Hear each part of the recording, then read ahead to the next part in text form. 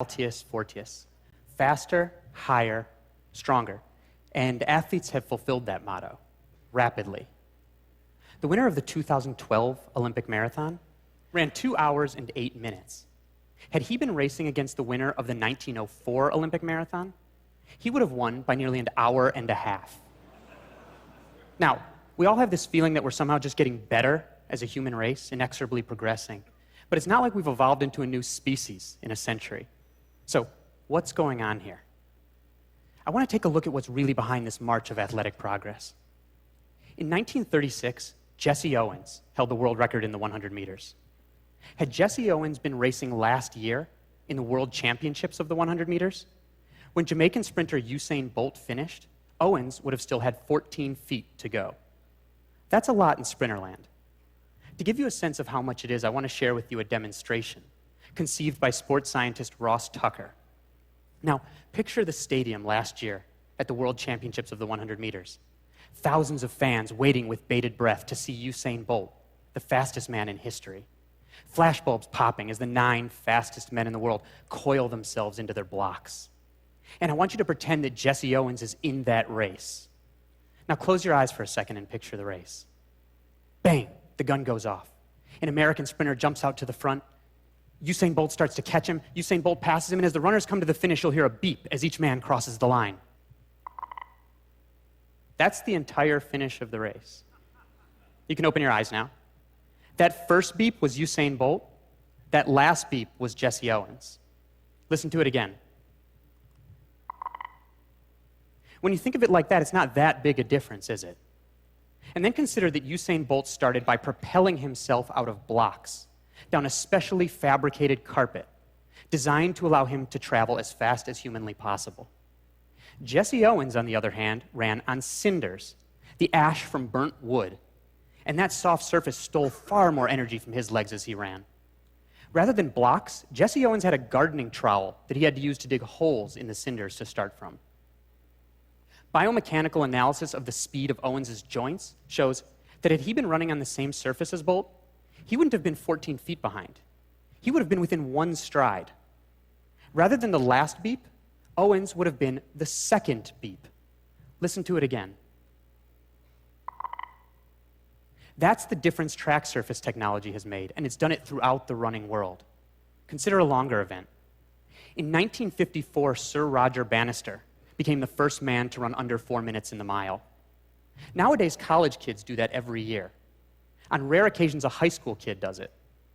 As of the end of last year, 1,314 men had run under 4 minutes in the mile. But like Jesse Owens, Sir Roger Bannister ran on soft cinders that stole far more energy from his legs than the synthetic tracks of today. So I consulted biomechanics experts to find out how much slower it is to run on cinders than synthetic tracks, and their consensus was that it's 1.5% slower. So if you apply a 1.5% slowdown conversion to every man who ran his sub-4 mile on a synthetic track, this is what happens. Only 530 are left. If you look at it from that perspective, fewer than 10 new men per decade have joined the sub-4 mile club since Sir Roger Bannister. Now, 530 is a lot more than one, right? And that's partly because there are many more people training today and they're training more intelligently. Even college kids are professional in their training compared to Sir Roger Bannister, who trained for 45 minutes at a time while he ditched gynecology lectures in med school. And that guy who won the 1904 Olympic Marathon in 3.5 hours, that guy was drinking rat poison and brandy while he ran along the course. That was his idea of a performance-enhancing drug.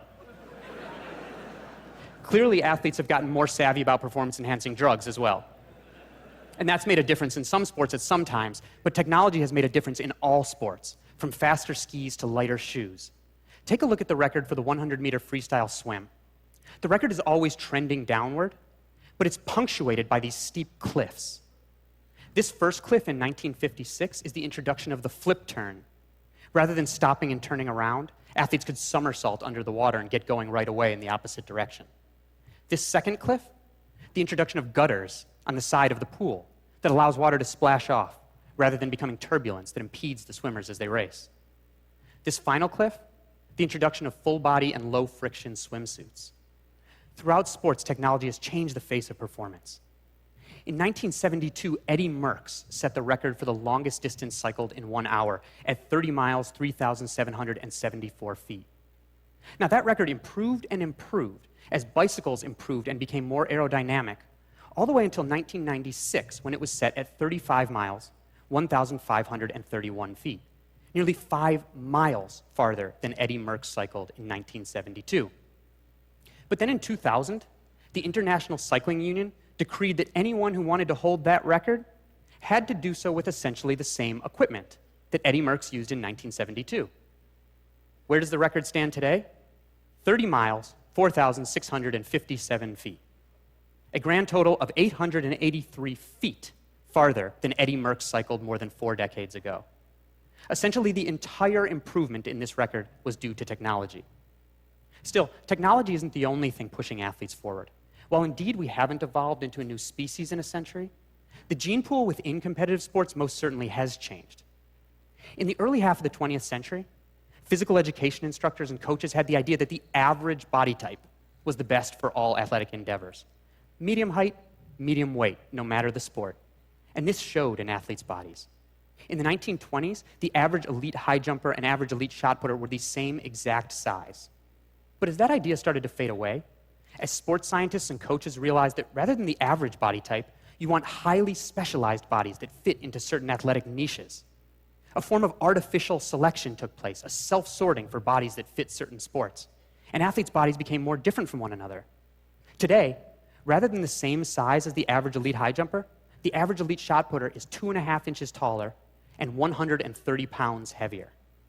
And this happened throughout the sports world. In fact, if you plot on a height versus mass graph one data point for each of 24 sports in the first half of the 20th century, it looks like this. There's some dispersal, but it's kind of grouped around that average body type.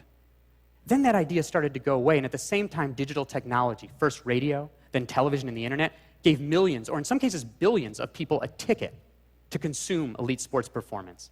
The financial incentives and fame and glory afforded elite athletes skyrocketed, and it tipped toward the tiny upper echelon of performance.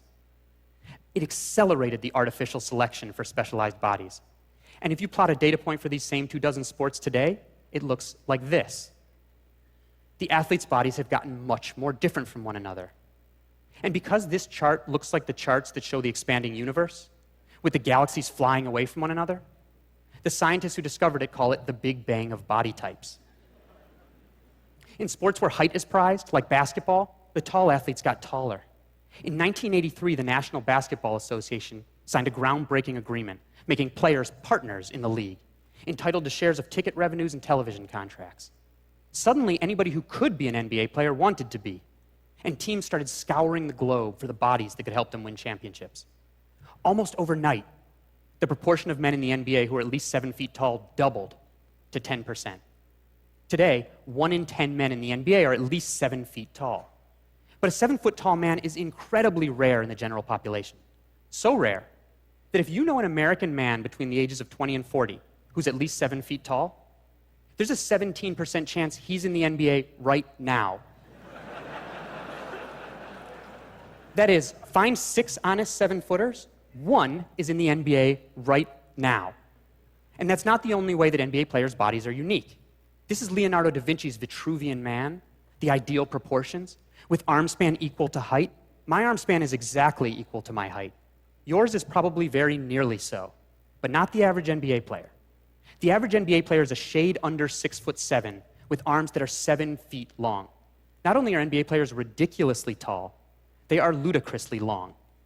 Had Leonardo wanted to draw the Vitruvian NBA player, he would have needed a rectangle and an ellipse, not a circle and a square. So in sports where large size is prized, the large athletes have gotten larger. Conversely, in sports where diminutive stature is an advantage, the small athletes got smaller. The average elite female gymnast shrunk from 5'3" to 4'9" on average over the last 30 years. All the better for their power to weight ratio and for spinning in the air. And while the large got larger and the small got smaller, the weird got weirder. The average length of the forearm of a water polo player in relation to their total arm got longer. All the better for a forceful throwing whip. As the large got larger, small got smaller, and the weird weirder. In swimming, the ideal body type is a long torso and short legs, It's like the long hull of a canoe for speed over the water. And the opposite is advantageous in running. You want long legs and a short torso. And this shows in athletes' bodies today. Here you see Michael Phelps, the greatest swimmer in history, standing next to Hisham El Garouj, the world record holder in the mile. These men are 7 inches different in height. But because of the body types advantaged in their sports, they wear the same length pants. 7 inches difference in height, these men have the same length legs. Now, in some cases, the search for bodies that could push athletic performance forward ended up introducing into the competitive world populations of people that weren't previously competing at all, like Kenyan distance runners. But we think of Kenyans as being great marathoners. Kenyans think of the Kalenjin tribe as being great marathoners. The Kalenjin make up just 12% of the Kenyan population, but the vast majority of elite runners. And they happen on average to have a certain unique physiology. Legs that are very long and very thin at their extremity. And this is because they have their ancestry at very low latitude in a very hot and dry climate. And an evolutionary adaptation to that is limbs that are very long and very thin at the extremity for cooling purposes. It's the same reason that a radiator has long coils, to increase surface area compared to volume to let heat out. And because the leg is like a pendulum, the longer and thinner it is at the extremity, the more energy efficient it is to swing. To put Kalenjin running success in perspective, consider that 17 American men in history have run faster than 2 hours and 10 minutes in the marathon. That's a 4 minute and 58 second per mile pace. 32 Kalenjin men did that last October. That's from a source population the size of metropolitan Atlanta. Still, even changing technology and the changing gene pool in sports don't account for all of the changes in performance. Athletes have a different mindset than they once did. Have you ever seen in a movie when someone gets an electrical shock and they're thrown across a room? There's no explosion there. What's happening when that happens is that the electrical impulse is causing all of their muscle fibers to twitch at once, and they're throwing themselves across the room. They're essentially jumping. That's the power that's contained in the human body. But normally we can't access nearly all of it. Our brain acts as a limiter, preventing us from accessing all of our physical resources because we might hurt ourselves, tearing tendons or ligaments. But the more we learn about how that limiter functions, the more we learn how we can push it back just a bit. In some cases, by convincing the brain that the body won't be in mortal danger by pushing harder. Endurance and ultra-endurance sports serve as a great example. Ultra-endurance was once thought to be harmful to human health. But now we realize that we have all these traits that are perfect for ultra-endurance. No body fur and a glut of sweat glands that keep us cool while running. Narrow waists and long legs compared to our frames. Large surface area of joints for shock absorption. We have an arch in our foot that acts like a spring.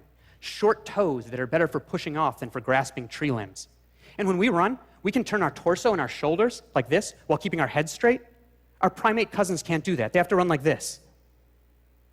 And we have big old butt muscles that keep us upright while running. Have you ever looked at an ape's butt?